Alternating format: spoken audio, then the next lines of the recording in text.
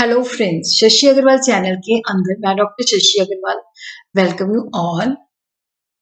आज का जो हमारा टॉपिक है that is the responsibility accounting which is a very important topic for many subjects. ये फाइनेंशियल मैनेजमेंट के लिए भी रेलेवेंट है, मैनेजमेंट अकाउंटिंग के अंदर भी रेलेवेंट है, कॉस्ट अकाउंटिंग के अंदर भी रेलेवेंट है और बहुत सारे कॉम्पिटिटिव एग्जाम के अंदर भी रेलेवेंट है। उसी तरह मैनेजमेंट ऑफ कंट्रोल सिस्टम के अंदर भी ये रेलेवेंट है। तो पूरा का पूरा whole topic we are going to cover in this video. अगर आपको मेरा ये एफर्ट सही लगता है तो डू लाइक माय वीडियो, इसको शेयर कीजिए, कमेंट कीजिए और लाइक कीजिए। मेरे चैनल शशि अग्रवाल को अगर आपने सब्सक्राइब नहीं किया हुआ तो do subscribe my channel. So this is my app एडिसम ऐप, जिसको आप गूगल प्ले स्टोर से डाउनलोड कर सकते हो। ये जो ऐप है commerce, economics and management students को काफी सारा फ्री स्टडी मटेरियल और काफी सारे फ्री मॉक टेस्ट प्रोवाइड करती है और उसी तरह काफी सारे स्ट्रक्चर कोर्सेज भी अवेलेबल है। तो फाइनेंशियल मैनेजमेंट का भी स्ट्रक्चर कोर्स यहाँ पे अवेलेबल है। तो ये जो टॉपिक है बहुत सारे सब्जेक्ट्स के लिए रिलेवेंट है।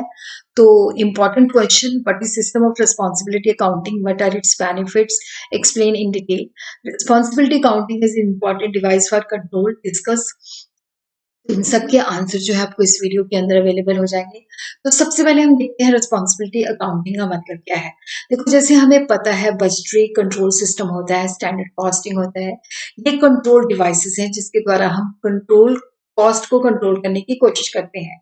रिस्पांसिबिलिटी अकाउंटिंग भी जो है सिस्टम ऑफ कंट्रोल है। यहाँ पे ह्यूमन बीइंग को रिस्पांसिबिलिटी दी जाती है कि यू आर रिस्पॉन्सिबल, तुमने कॉस्ट को कंट्रोल करना है।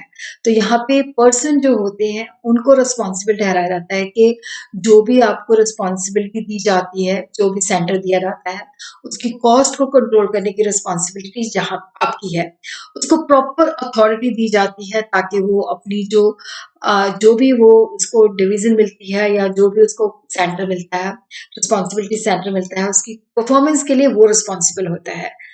In case the performance is not according to the predetermined standard, then the person who assigned the duty will be personally responsible for it. देखो, जब उसकी जो भी उसको रिस्पॉन्सिबिलिटी स्टैंडर्ड दिया जाता है, अगर उसकी परफॉर्मेंस प्री डिटर्मिन्ड स्टैंडर्ड के मुताबिक नहीं है तो उससे जो है पूछा जाता है कि क्यों नहीं है। He is personally responsible for it. तो रिस्पॉन्सिबिलिटी अकाउंटिंग जो है पर्सन की रिस्पॉन्सिबिलिटी फिक्स करती है। यहाँ पे ह्यूमन एस्पेक्ट के ऊपर जो है फोकस किया जाता है। Human being, they are responsible for managing the managing the cost of their centers. Institute of cost and works accountant of India ने डिफाइन किया है, responsibility accounting is a system of management accounting. देखो, responsibility accounting जो है management accounting system है जिसके अंदर accountability is established, क्योंकि यहाँ पे वेरियस लेवल्स ऑफ मैनेजमेंट को रिस्पॉन्सिबिलिटी दी जाती है। तो उनकी अकाउंटेबिलिटी होती है कि आपने अपने काम को परफॉर्म करना है as per the standard. A management information and reporting system is instituted to give adequate feedback in terms of the delegated responsibility, जहाँ पे वो फीडबैक देते हैं कि उनके जो रिस्पॉन्सिबिलिटी उनको दी गई थी, उन्होंने उसके अंदर अंडर परफॉर्म किया है या ओवर परफॉर्म किया है, उसकी क्या रीजंस है। अंडर दिस सिस्टम, डिवीजन और unit of an organisation under specified authority in a person are developed as responsibility centres create किए जाते हैं। फिर उनके जो है रिस्पॉन्सिबिलिटी सेंटर के जो है इंचार्ज लगाए जाते हैं जो रिस्पॉन्सिबल होते हैं अपने रिस्पॉन्सिबिलिटी सेंटर की कॉस्ट के लिए। फिर उनकी जो परफॉर्मेंस है उसको इंडिविजुअली एवेलुएट किया जाता है। जैसे मान लो प्रोडक्शन डिपार्टमेंट को हमने एक रिस्पॉन्सिबिलिटी सेंटर बना दिया, तो वहाँ पे जो प्रोडक्शन मैनेजर है उसकी रिस्पॉन्सिबिलिटी है कि वो प्रोडक्शन डिपार्टमेंट की जो कॉस्ट है उसको कंट्रोल में रखे।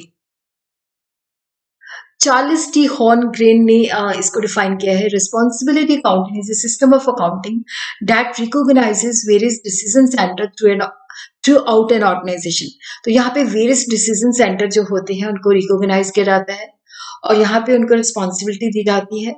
फिर traces cost to the individual manager who are primarily responsible for making decision about the cost in the question. तो जो उनको रिस्पॉन्सिबिलिटी सेंटर्स दिए जाते हैं उसकी कॉस्ट जो होती है देखा जाता है कि उन्होंने कंट्रोल किया है या नहीं किया, तो वो प्राइमरीली रिस्पॉन्सिबल होते हैं अपनी रिस्पॉन्सिबिलिटी सेंटर की कॉस्ट के लिए।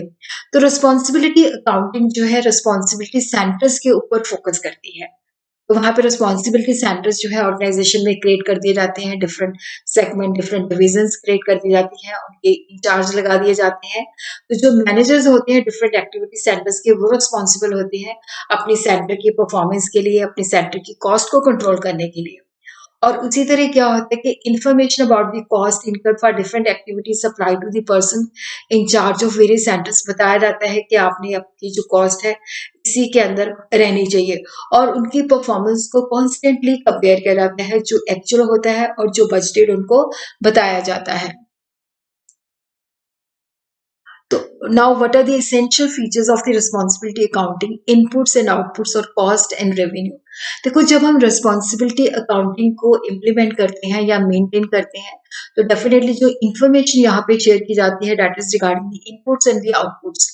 इनपुट्स क्या होते हैं? क्योंकि देखो, जब मैन्युफैक्चरिंग होती है तो वहां पे रॉ मटेरियल की क्वांटिटी यूज होती है, लेबर आवर्स यूज किए जाते हैं, इवन मशीन्स के अंदर ऑयल यूज किया जाता है। तो these are all inputs. Inputs को हम मॉनेटरी टर्म्स के अंदर जब व्यक्त करते हैं तो वो कॉस्ट बन जाती है। आउटपुट को जब हम मॉनेटरी टर्म्स के अंदर एक्सप्रेस करते हैं तो वो रेवेन्यू बन जाता है, कि जो हमने गुड्स प्रोड्यूस की है या सर्विसेज रेंडर की है, तो उसके ऊपर जो खर्चा आता है वो कॉस्ट होती है। जब हम उसको सेल करते हैं तो वहां से हमें रेवेन्यू प्राप्त होता है। Plan and actual performance. अब देखो, यहाँ पे जब हम रिस्पॉन्सिबिलिटी फिक्स करते हैं तो यहाँ पे हमें दो तरह की इंफॉर्मेशन चाहिए होती है। प्लान फाइनेंशियल इंफॉर्मेशन, जो हमने टारगेट दिया था, जो बजटेड कॉस्ट थी, और उसी तरह जो एक्चुअल कॉस्ट इनकर हुई है। It is not only the historical cost and revenue data, but also the plan future data. क्योंकि देखो, यहाँ पे जो हमारे पास इंफॉर्मेशन आएगी उसके बेसिस पे हमने फ्यूचर के डिसीजन भी लेने होते हैं। तो यहाँ पे organisation fix budget, flexible budget, profit planning जो है करती है, तो पूरा का पूरा जो है रिस्पॉन्सिबिलिटी अकाउंटिंग के अंदर प्लान और मैनेज किया जाता है। फिर उसके बाद है identification of responsibility centre. The whole concept of responsibility is focused around identification of the responsibility centres.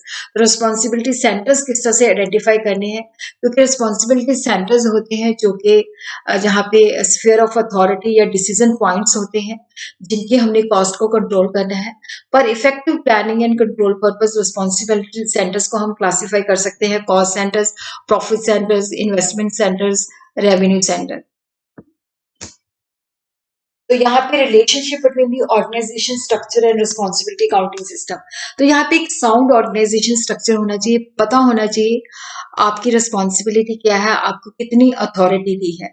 अगर हमने एक सक्सेसफुल रिस्पॉन्सिबिलिटी अकाउंटिंग सिस्टम जो है बिल्ड करना है, रिस्पॉन्सिबिलिटी सिस्टम जो है इस ढंग से डिजाइन किया जाता है ताकि वो ऑर्गेनाइजेशन जो स्ट्रक्चर है उसकी नीड्स के मुताबिक हो, और ये एग्जिस्टिंग अथॉरिटी रिस्पॉन्सिबिलिटी रिलेशनशिप के ऊपर है।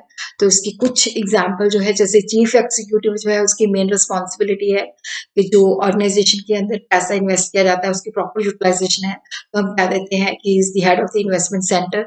उसी तरह डिविजनल मैनेजर जो होते हैं, उन्होंने अपनी ऑर्गेनाइजेशन की जो है प्रॉफिट को देखना होता है। उसी तरह जैसे प्रोडक्शन मैनेजर है तो ये कॉस्ट है, मार्केटिंग मैनेजर जो है ये रेवेन्यू है। तो इस तरह से क्या होता है कि हम ऑर्गेनाइजेशन स्ट्रक्चर के अंदर अथॉरिटी और रिस्पॉन्सिबिलिटी बिल्ड की जाती है। उसी तरह assigning cost to individuals and limiting their efforts to controllable cost. देखो, जो कॉस्ट और रेवेन्यू जिसके ऊपर डेफिनेट कंट्रोल होता है, रिस्पॉन्सिबिलिटी अकाउंटिंग के अंदर हम डिस्टिंग्विश करते हैं कौन सी कंट्रोलेबल कॉस्ट है जो कॉस्ट कंट्रोल हो सकती है, और कौन सी कॉस्ट है जो अनकंट्रोलेबल है, जो इंडिविजुअल के हाथ में नहीं होती। तो यहाँ पे बेसिकली क्या होता है कि इंडिविजुअल्स को बताया जाता है कि ये आपकी जो सेंटर है इसकी कॉस्ट इतनी, मतलब बजटेड कॉस्ट है। तो उसी तरह हम देखते हैं guideline recommended by American accounting association. अब देखो यहाँ पे क्या है, तो if the person has authority over both the acquisition, उसने प्राप्त भी करना है, यूज भी करना है, तो जो ये सर्विसेज वो यूज कर रहा है या आउटपुट वो इनपुट वो यूज कर रहा है, तो उसकी कॉस्ट जो है उसको चार्ज की जाएगी। और उसी तरह क्या, if the person can significant influence the amount of cost to his action, तो उसको वो कॉस्ट चार्ज करेगी। अगर वो व्यक्ति जो है सिग्निफिकेंटली इन्फ्लुएंस नहीं करता थ्रू डायरेक्ट एक्शन, तो he may be charge with those element with which the manager desire him to be concern, ताकि वो उसको रिस्पॉन्सिबल ठहराया जा सके। Performance reporting. अब देखो, ये जो है कंट्रोल डिवाइस है रिस्पॉन्सिबिलिटी अकाउंटिंग। तो कंट्रोल सिस्टम तभी इफेक्टिव हो सकता है जब हम एक्चुअल को बजटेड के साथ कंपेयर करें और देखिए उनमें क्या डेविएशन है, ताकि उसके बेसिस पे करेक्टिव एक्शन लिया जा सके। तो प्रॉपर जो है पता होना चाहिए कि रिपोर्ट जो है किस टाइम पे हमने प्रोवाइड करनी है, ताकि करेक्टिव एक्शन लिया जा सके। रिपोर्ट जो है अप्रोप्रिएट जो अथॉरिटी होती है जिनको हमने भेजनी है, उसको टाइमली भेजनी है। और रिपोर्ट के अंदर वो इंफॉर्मेशन जो है कंपैरेटिव फॉर्म के अंदर होनी चाहिए, जहाँ पे वो शो करे सेपरेटली कि ये बजटेड थी और ये एक्चुअल परफॉर्मेंस है। और उसी तरह जो उनमें डेविएशन है वो भी बतानी है। और जो वेरिएंस कंट्रोलेबल नहीं है एट पर्टिकुलर रिस्पॉन्सिबिलिटी सेंटर पे, उसको हमने सेपरेटली जो है मेंशन करना है। देखो यहाँ पे क्या होता है कि जो रिस्पॉन्सिबिलिटी अकाउंटिंग जो है ये पार्टिसिपेटिव और डेमोक्रेटिक स्टाइल ऑफ मैनेजमेंट इसके अंदर परमिटेड होता है, क्योंकि जब टारगेट फिक्स किए जाते हैं तो सबऑर्डिनेट को उसके अंदर इन्वॉल्व किया जाता है। क्योंकि जब सबऑर्डिनेट जो है अपने टारगेट्स के अंदर, गोल्स के अंदर उनका पार्टिसिपेशन होता है, तो वहां पे मोटिवेशन होती है कि हमने अपने गोल्स और टारगेट को अचीव करना है। तो ये मोटिवेशन भी प्रोवाइड करता है कि हमने गोल्स को अचीव करना है। मैनेजमेंट बाय एक्सेप्शन का मतलब होता है कि अगर हमारा रिस्पॉन्सिबिलिटी अकाउंटिंग सिस्टम बढ़िया है, तो इसके अंदर मैनेजमेंट बाय एक्सेप्शन के ऊपर फोकस होना चाहिए कि जो टॉप मैनेजमेंट है वो सिर्फ सिग्निफिकेंट चीजों के ऊपर फोकस करे, जो रूटीन मैटर्स है उनके ऊपर फोकस नहीं करना, उनके ऊपर उनको बर्डन नहीं करना। ये नहीं है कि जो रिपोर्ट हमने देनी है, जो समराइज रिपोर्ट है, जो इंपॉर्टेंट चीजें जो टॉप मैनेजमेंट की ध्यान में वो लाना चाहते हैं, उन्हीं के ऊपर फोकस होना चाहिए। रूटीन प्रॉब्लम या रूटीन मैटर्स उसके अंदर नहीं होना चाहिए। तो मैनेजमेंट बाय एक्सेप्शन, क्योंकि अगर हम रूटीन मैटर्स में उनको करेंगे तो वो उनके पास जो है टाइम इतना नहीं होता, तो वो इनसिग्निफिकेंट चीजों के ऊपर ही ज्यादा ध्यान देते रहेंगे। Human aspect of responsibility accounting, तो ये ह्यूमन एस्पेक्ट के ऊपर जो है फोकस करता है। देखो यहाँ पे हम कहते हैं कॉस्ट को कंट्रोल करना है, परफॉर्मेंस को मेयर करना है। तो कॉस्ट की जो जिम्मेवारी होती है वो ह्यूमन बींग्स की होती है, जिनको हम अथॉरिटी देते हैं। और ह्यूमन बींग जो है आगे जो मतलब उसके पास अथॉरिटी होती है, वो अपने सबॉर्डिनेट को काम देता है, तो वो अपने सबॉर्डिनेट को प्रॉपर्ली मोटिवेट करे, सबॉर्डिनेट के जो टारगेट फिक्स होते हैं उसको उनमें इन्वॉल्व करे। The aim of the responsibility accounting is not to place blame, इन्होंने परफॉर्मेंस को वैल्यूएट करना है, प्रॉपर फीडबैक देना है। और गोल्स और ऑब्जेक्टिव जो होते हैं लोगों के द्वारा ही अचीव हो सकते हैं। तो रिस्पॉन्सिबिलिटी काउंटिंग के अंदर जो हमारे सबॉर्डिनेट्स हैं उनको मोटिवेशन होनी चाहिए। तो यहाँ पे क्या है कि उनको, क्योंकि जब गोल सेट किए जाते हैं उसके अंदर भी इन्वॉल्वमेंट होनी चाहिए, उनको प्रॉपर फीडबैक देना चाहिए, उनका मोराल हाई करना चाहिए। तो रिस्पॉन्सिबिलिटी अकाउंटिंग जो है ये ह्यूमन एस्पेक्ट भी जो है स्टडी देखती है। उसी तरह हम देखते हैं कि what are the various steps, और we could say what is the process of the responsibility counting. तो फर्स्ट है कि पहले हम रिस्पॉन्सिबिलिटी सेंटर्स क्रिएट करते हैं, फिर रिस्पॉन्सिबल उनके हेड्स बनाते हैं, उनको टारगेट्स दिए जाते हैं, फिर एक्चुअल को जो है बजटेड परफॉर्मेंस के साथ कंपेयर किया जाता है, फिर उसके बाद जो है करेक्टिव एक्शन लिया जाता है। The organization is divided into various responsibility centers. हर एक responsibility center का इंचार्ज बनाया जाता है, जो अपने responsibility center के लिए उसकी accountability, उसकी responsibility होती है। तो हर एक responsibility center के टारगेट फिक्स किए जाते हैं, और यहाँ पे जो टारगेट फिक्स किए जाते हैं वो मैनेजर की सबॉर्डिनेट जो है मैनेजर के साथ कंसल्ट करके बनाते हैं। एक्चुअल परफॉर्मेंस को टारगेट के साथ कंपेयर किया जाता है। अगर एक्चुअल परफॉर्मेंस जो है लेस देन स्टैंडर्ड है, तब वेरियंस बताया जाता है, और जो व्यक्ति रिस्पॉन्सिबल होते हैं उनके नेम भी कन्वे किए जाते हैं। फिर उन चीजों को जो है देखा जाता है, और टाइमली एक्शन जो है लिया जाता है। अब हम आते हैं रिस्पॉन्सिबिलिटी सेंटर, क्योंकि ये शॉर्ट में भी आ सकता है, इसके ऊपर भी बिग क्वेश्चन आ सकता है। Responsibility centre is just like an engine that it has input which are physical quantity of materials, hours of various types of labour and variety of services they are used. तो ये इन्हीं resources से काम करता है, input को use करता है, आउटपुट को प्रोड्यूस करता है। तो responsibility counting is use to measure both input and output. Input के अंदर मटेरियल भी यूज करते हैं, क्वांटिटी ऑफ लेबर भी यूज करते हैं। जब हम इनको मॉनेटरी टर्म के अंदर एक्सप्रेस करते हैं तो ये हमारी कॉस्ट बन जाती है। जो भी हम वेरियस इनपुट यूज करते हैं और उसको जब मॉनेटरी रूप के अंदर एक्सप्रेस करते हैं, पैसे के रूप में, रुपीस के अंदर, तो वो कॉस्ट बन जाती है। और उसी तरह जो हमारा आउटपुट है वो फिजिकल गुड्स भी हो सकती हैं, सर्विसेज भी हो सकती हैं। तो यहाँ पे देखो जो आउटपुट अगर आउटसाइडर्स के लिए, फिर हमें उसको मेयर करना आसान होता है, क्योंकि जो प्राइस हमें मिलती है वो वैल्यू ऑफ द आउटपुट होती है। बट अगर इसको हमारे ऑर्गेनाइजेशन के अंदर डिपार्टमेंट्स पे यूज करना है तो इसको हमें बहुत ऑब्जेक्टिवली मेयर करना पड़ेगा। तो अगर टोटल ऑफ आउटपुट जो होता है उसको हम रेवेन्यू कहते हैं। तो रिस्पॉन्सिबिलिटी सेंटर जो होते हैं that represents the sphere of authority और decision point in organization. Large organization is usually divided into meaningful segments, departments और division responsibility centers create किए जाते हैं. Responsibility center जो है specific unit of organization होता है, जिसकी responsibility एक manager को दी जाती है, वो इसके operation और sources के लिए responsible होता है. तो these are the types of the responsibility centers, cost centers, revenue centers, profit centers and investment centers, जिसको one by one करके we are going to study. Cost center जैसे नाम इसको expense center भी कह देते हैं. कॉस्ट सेंटर्स वो रिस्पॉन्सिबिलिटी सेंटर्स होते हैं जहाँ पे मैनेजर रिस्पॉन्सिबल होते हैं जितनी उसके अंदर कॉस्ट इनकर होती है, बट उनकी रेवेन्यू रिस्पॉन्सिबिलिटी नहीं होती. देखो जब हम एक्सपेंस को मेयर करते हैं या कॉस्ट को मेयर करते हैं तो these are called cost centres. Contribution जैसे अकाउंटिंग डिपार्टमेंट है क्योंकि ये कॉस्ट इनकर करता है, इसका रेवेन्यू नहीं होता, तो इसको हम एक्सपेंस सेंटर भी कह सकते हैं, कॉस्ट सेंटर भी कह सकते हैं. तेरी कंपनी के अंदर प्रोडक्शन एंड सर्विस डिपार्टमेंट भी होते हैं.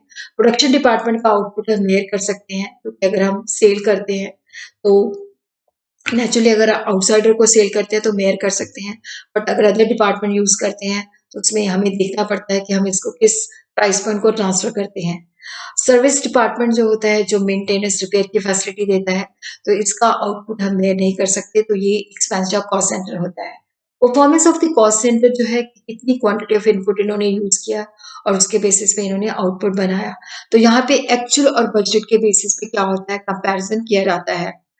उसके बाद आ जाता है रेवेन्यू सेंटर.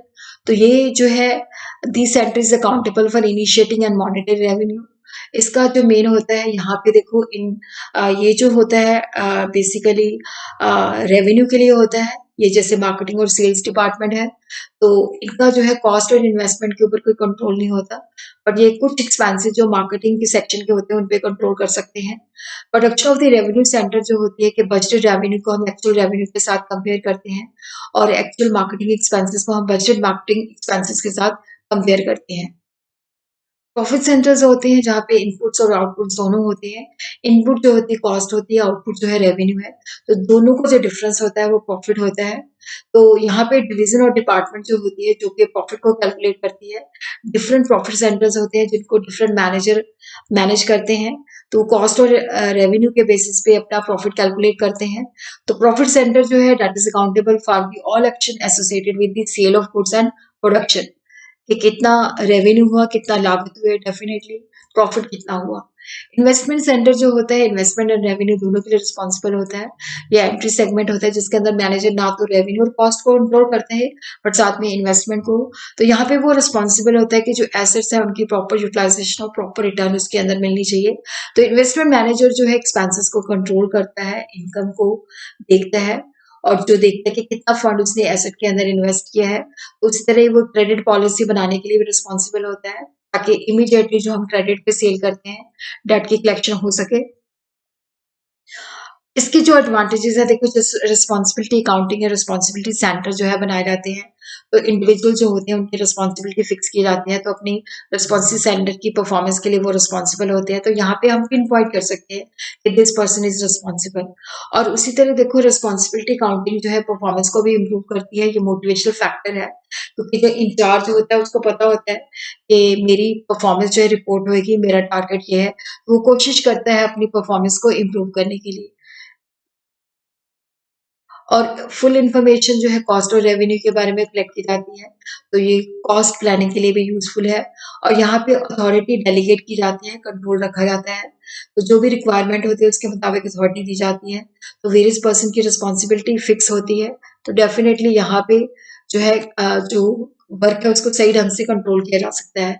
और डिसीजन मेकिंग के अंदर भी ये काफ़ी हेल्पफुल होता है. तो ये कंट्रोल डिवाइस तो है ही है, बट साथ में फ्यूचर के लिए डिसीजन लेने में भी हमें काफ़ी हेल्प करता है. और जो performance of various cost centre जो है हमें फ्यूचर के लिए भी डिसीजन लेने में हेल्प करती है. देखो जो लिमिटेशन है, जैसे मैंने आपको बताया रिस्पॉन्सिबिलिटी फिक्स की जाती है, तो वहाँ पे जो व्यक्ति होता है उनको होता है कि अगर उनके सेंटर की परफॉर्मेंस लो है तो दे विल बी रिपोर्टेड. तो कई बार क्या होता है कि वो डिमोटिवेट हो जाती है. इसी तरह लिमिटेशन क्या है कि देखो जैसे रिस्पॉन्सिबिलिटी अकाउंटिंग सिस्टम अगर इफेक्टिव है तो हमें पता होना चाहिए कौन सी कॉस्ट कंट्रोलेबल है, कौन सी कॉस्ट अनकंट्रोलेबल है, बट इसको डिस्टिंग्विश करना बहुत ही डिफिकल्ट है, प्रैक्टिकल प्रॉब्लम्स आती हैं। और उसी तरह सेपरेट डिपार्टमेंट जो है आपस में उनमें राइवलरी हो जाती है, तो ये ऑर्गेनाइजेशन के इंटरेस्ट में बेटर नहीं होता, क्योंकि सबको होता है कि हम लोग हमारे डिपार्टमेंट की परफॉर्मेंस जो है दूसरे से बेटर हो। तो इस वजह से क्या होता है कि रिस्पॉन्सिबिलिटी अकाउंटिंग के कई बार नेगेटिव इफेक्ट भी, क्योंकि इंटर डिपार्टमेंटल कॉन्फ्लिक्ट होता है। और उसी तरह कई बार रिस्पॉन्सिबिलिटी रिपोर्ट जो होती है टाइमली नहीं होती, तो टाइमली करेक्टिव एक्शन नहीं लिया जा सकता। और रिस्पॉन्सिबिलिटी अकाउंटिंग रिपोर्ट के अंदर ओवरलोडिंग बहुत ज्यादा होती है, बहुत सारी इंफॉर्मेशन जो होती है वो बतानी होती है। तो बट इसके अंदर भी इसको भी अवॉइड किया जा सकता है अगर क्लियर इंस्ट्रक्शंस हो कि आपकी रिस्पॉन्सिबिलिटी क्या है, आपने किस तरह की रिपोर्ट देनी है। और उसी तरह अगर हम रिस्पॉन्सिबिलिटी अकाउंटिंग सिस्टम के ऊपर पूरा कंप्लीट रिलाई करें तो ये सही नहीं है। ये जस्ट जो है डायरेक्शन प्रोवाइड करता है कि दीज एरियाज ऑफ परफॉर्मेंस है जिसके अंदर हमें ज्यादा कॉशियस रहना है। तो कंप्लीट रिलायंस हम इस सिस्टम के ऊपर नहीं कर सकते। तो these are the limitations of the responsibility